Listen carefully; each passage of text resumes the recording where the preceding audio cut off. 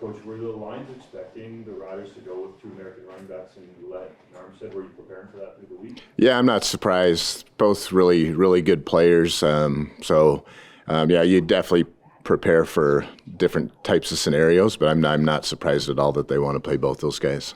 It seemed like the team played with more energy when Vernons Jr. got back into the lineup. What would you attribute that to? Yeah, I mean, I think our guys wanted to finish off the season on a good note. I think we can win with either one of those quarterbacks. Vernon does a good job. He's a fiery guy, competes, all those things, and good on him for being part of a big win the last game of the year. What did you see from Vernon in that game against the Alouettes that made you say, all right, he's going to be our starter in the playoffs? Well, they were dialing up pressures, that's for sure. So I think they were testing him out. Just they hadn't played a couple weeks, so they were zeroing and doing all types of stuff like that. And Vernon wasn't afraid to stand in there and buy an extra moment to be able to hit guys deep. So good on him for doing that and then finishing the game out. Do his stats against the Riders have anything to do with him starting? He's thrown for 450 plus. No, that wasn't. Good for him on that, but we said from the get-go. I just want to use these two guys. I think it's just a unique situation when you got two elite CFL quarterbacks on the same team, and didn't know exactly how it was going to work out week to week, but wanted to use them both the best we could to try to make November as good as possible. And this is where we are today. Brendan, go ahead. Rick, usually changing quarterbacks late in the season isn't usually recipe for success. It does happen sometimes. What have you seen from this team that this team can overcome that and go on a run here in the playoffs? Yeah, I don't look at it as overcoming it. I look at it as a total bonus. I think it's a totally unique situation. You got two guys that I think many people in this league would want on their team.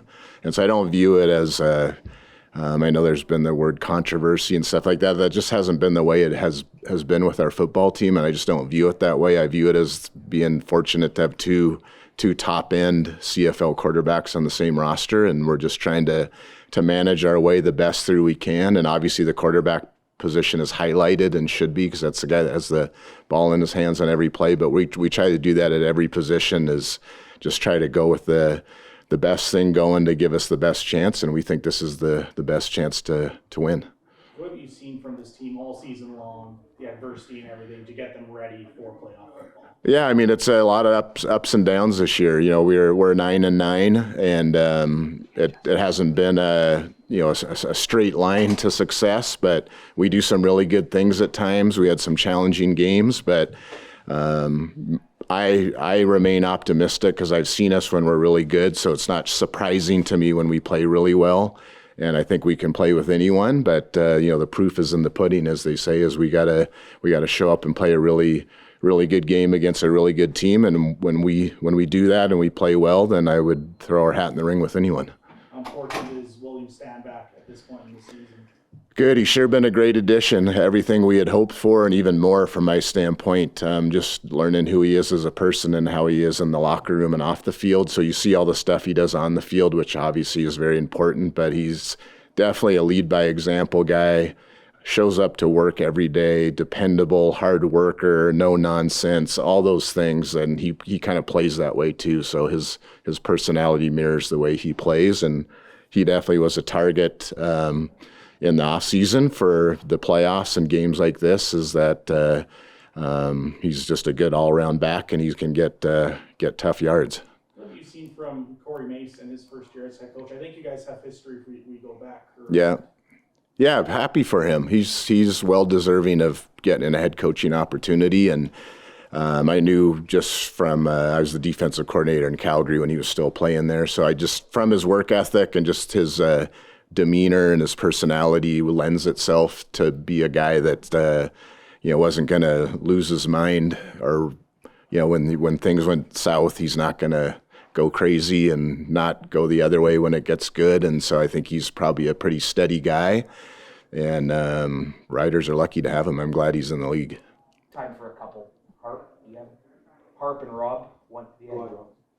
I know the struggles that you had last time you were here and then the highs of Montreal. How do you as a head coach balance all that? I know it's a clean slate, but you have to remember that a couple of weeks ago it's a pretty tough effort here. You got to keep moving forward. The key in football is you got to learn as you go, but to keep moving forward and onto the next thing. So it's kind of a roller coaster ride, right? When things go well, people heap praise on you and point out all the good things that you do, and then when you have a setback or things go bad, they're going to point out all those things. And so trying to keep that focus of down the middle of stacking the things that you do positive and try to eliminate the negative stuff. And the playoffs is just a whole different deal. Obviously, the regular season's important, but the name of the game is winning games in the playoffs. I think our mind is completely focused at 4:30 tomorrow.